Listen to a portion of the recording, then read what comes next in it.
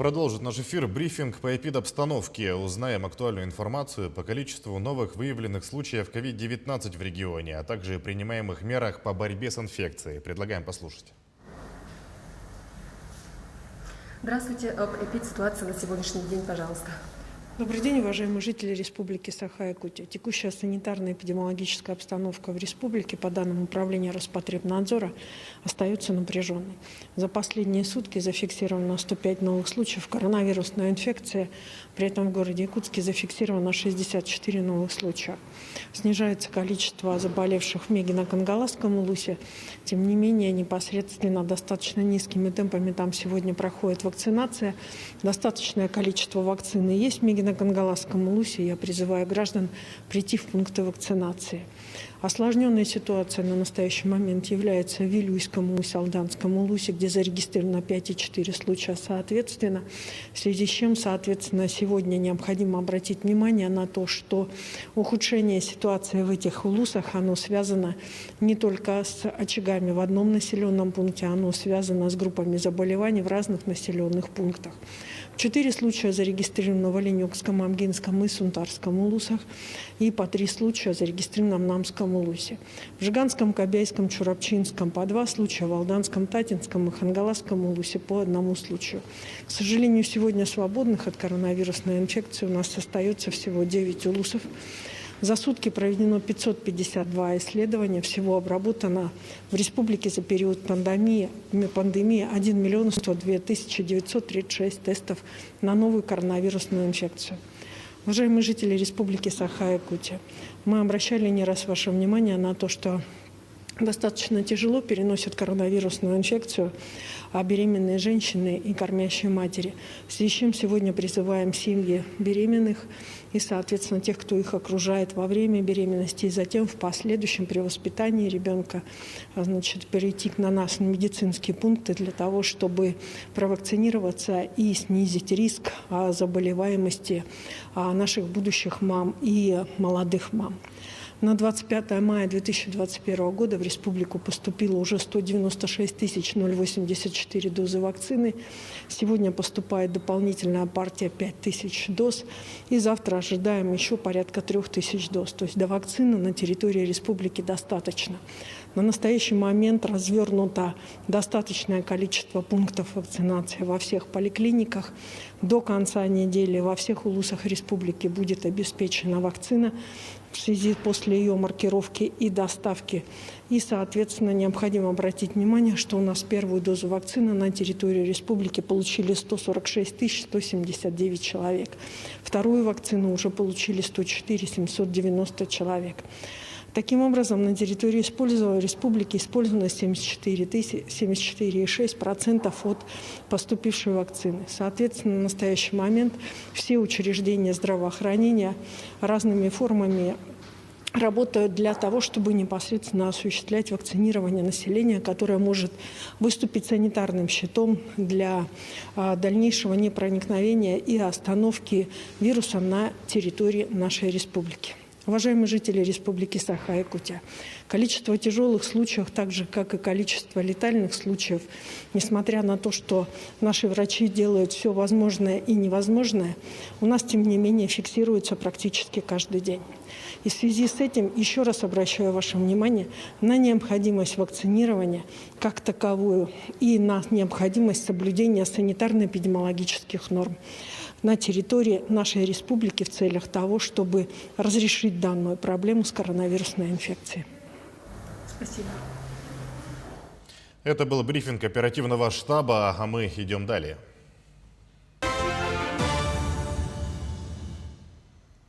В эфире новости, в студии Сергей Михедов. Здравствуйте. Коротко о главных темах.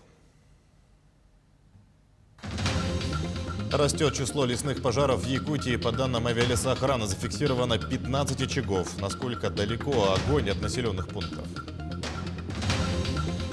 Компания Nordgold готова к сотрудничеству. Алекминские депутаты встретились с представителем предприятия.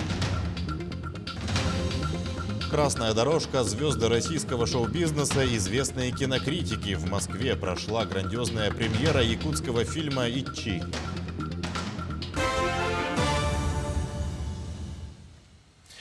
Ледоход на реках республики движется к своему логическому завершению. Обстановка спокойная. Уровни воды на всех реках ниже критических отметок на 100 и более сантиметров. Активная фаза ледохода на реке Лени проходит по территории Жиганского и Булунского районов. В последнем движется лед и на реке Ленек. На реке Колыме лед продолжает движение по Среднеколымскому району. 26-27 мая ледоход достигнет Нижнеколымского района. В настоящее время наблюдения за реками ведут 3 оперативные группы МЧС, в том числе 2 воздушных судна. Тем временем увеличивается число лесных пожаров. По данным авиалесоохраны зафиксировано 15 очагов в 7 районах республики. Из них локализовано 2 природных пожара. Площадь, пройденная огнем с начала наблюдения, 14 800 гектаров. Борьбу с пожарами ведут 244 человека и 15 единиц техники. За сутки проинструктировано о мерах пожарной безопасности 175 человек. По информации МЧС России по региону, огонь в 10 километрах от населенных пунктов замечен в Усть-Алданском, Нюрбинском, Намском, Сунтарском и Горном районах. Ученые проведут исследование снежного барана, обитающего на Хараулахском хребте в Булунском районе республики. Хотят определить его как отдельный подвид. Об этом сообщает пресс-служба Минэкологии региона. Так, в августе стартует мониторинг численности животного. Его проведут 3 способами: авиаучет с использованием самолета-амфибии, наземно и с применением 2 беспилотных аппаратов с фото-видеофиксацией. Кроме того, ученые исследуют ДНК особей из Хараулахского хребта. Все это войдет в первый этап работы научного изучения снежного барана. Итоги исследования послужат основой для развития охотничьего туризма в Якутии. Также в Булунском районе создана новая особо охраняемая природная территория республиканского значения. Учитывая большой вклад компании «Алроса» в ее организацию и сохранение лено-оленекской популяции дикого северного оленя, новый ресурсный резерват получил название «Алроса Ренджифер Чекановский». Данная территория позволит сохранить основные места литовки маточного поголовья лено-оленекской популяции дикого северного оленя в период интенсивного развития промышленности в данном природном регионе. Отметим, что в пределах территории резервата концентрируется основное маточное поголовье данной популяции оленей. Это почти 90%. На встрече депутатов с представителем компании «Нордголд», прошедшей в Алекминске, прозвучали ряд вопросов. Компания готова к сотрудничеству и предлагает совместно составить планы по взаимодействию. Все подробности у Елены Фаст. Достаточно конструктивно прошла встреча депутатского корпуса Алекминского района с представителем компании «Нордголд». Руководитель управления по взаимодействию с органами государственной власти Александр Владимирович подчеркнул, компания готова к сотрудничеству. Цель моего приезда – это в первую очередь наладить контакт с местными органами власти, с депутатами районного совета, встретиться, пообщаться, выслушать все, что накипело, наболело за все годы, что мы здесь присутствуем, работаем. К сожалению, не всегда мы имели возможность и желание общаться. Вот хотим исправить эту ситуацию, для этого я, собственно, и приехал. Кроме вопросов о дальнейших планах по работе компании на территории Алекминского района, был обсужден и прецедент, возникший на территории Тянского наслега района. Какова ситуация на сегодняшний день? Да, к сожалению, нас подвели наши подрядчики. Мы себя не снимаем ответственности за то, что мы их недостаточно контролировали. Они, к сожалению, сделали переправу без соответствующих согласований с органами. Мы, естественно, все устранили. Переправа была убрана сразу же, как только мы увидели, как только нам контролирующие органы сказали о том, что необходимо ее убрать. Мы все восстановили в том виде, в котором, собственно, там и береговую линию тоже по возможности. Сейчас мы планируем возместить ущерб, который нам Росрыболовство насчитало за ущерб, нанесенный кормовой базе рыб реки Тока. Ну и впредь планируем, конечно же, не допускать таких инцидентов. Будем плотнее контролировать подрядчиков.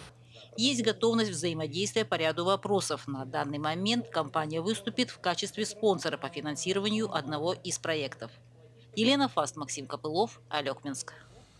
Опубликованы тарифы на паромную переправу по маршруту Якутск-Нижний Бестях. В навигацию этого года максимальные цены на перевозку пассажиров, транспортных средств и грузов на паромах не повысятся. Так, проезд взрослых пассажиров и детей старше 10 лет обойдется в 122 рубля. За детей от 5 до 10 лет придется заплатить 62 рубля.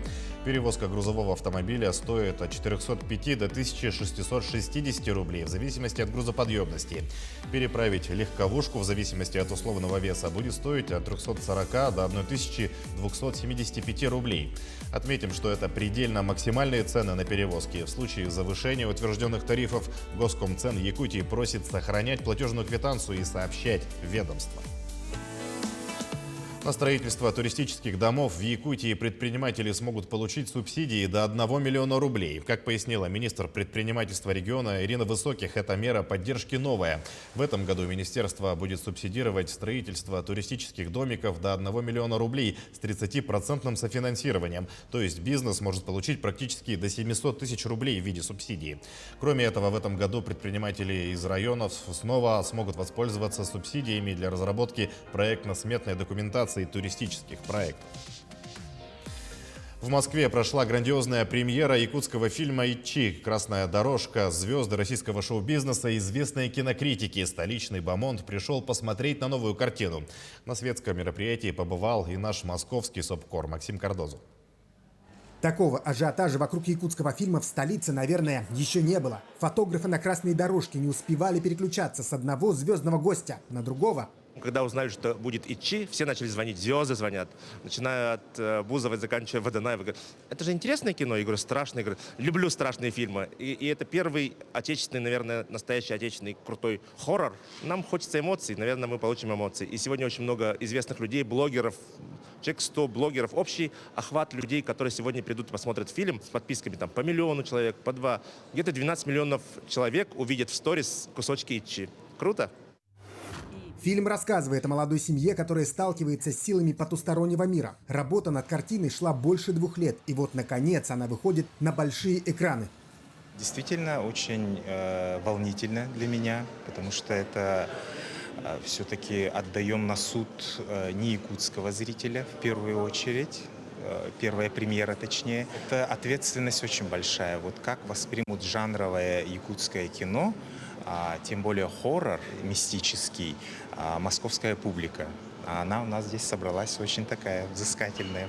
Официально в кино фильм «Ичи» можно будет посмотреть с 27 мая. Картину будут показывать во всех крупных городах России. Планируется и зарубежный прокат. Этот фильм, во-первых, меня впечатлил своей фестивальной историей, то, что он был показан на нескольких международных фестивалях. Потом меня восхитило, как фольклор в нем обыгран, и мне кажется, что аудитории по всей стране очень интересно узнать детали культуры Якутии.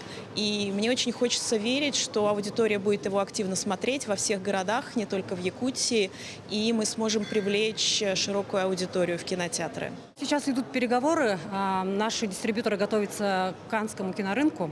После него уже определятся страны. Но на сегодняшний день мы точно знаем, что это Юго-Восточная Азия, Америка, Канада, само собой, страны Европы, Африка и прочее, прочее. «Ичи» уже успел стать участником нескольких международных кинофестивалей. И на этом его фестивальная судьба не заканчивается. В скором времени съемочная команда будет представлять якутский хоррор на одном из престижнейших смотров. А пока каждый может составить свое мнение о новом фильме в кино. Максим Кардозу, Виктор Олесов, Москва. Первокурсник Якутской балетной школы имени Посельских Иван Одинцов стал серебряным призером 20-х молодежных дельфийских игр России, которые проходят в Перми. Талантливый студент и стипендиант фонда Галины Улановой забрал серебро в номинации «Классический танец». Возрастная группа от 15 до 17 лет, уступив участнице из Перми Валерии Кузнецовой. Третье место заняла Анастасия Купцова из Башкортостана. Специальный диплом за артистизм и легкое исполнение получила и другая представительница Якутии Алисия Пак. Отметим, что в программе дельфийских игр 28 номинаций, в том числе классические, народные и современные жанры. Участвуют около 2000 ребят из 80 регионов России. Якутию представляют 6 юных талантов.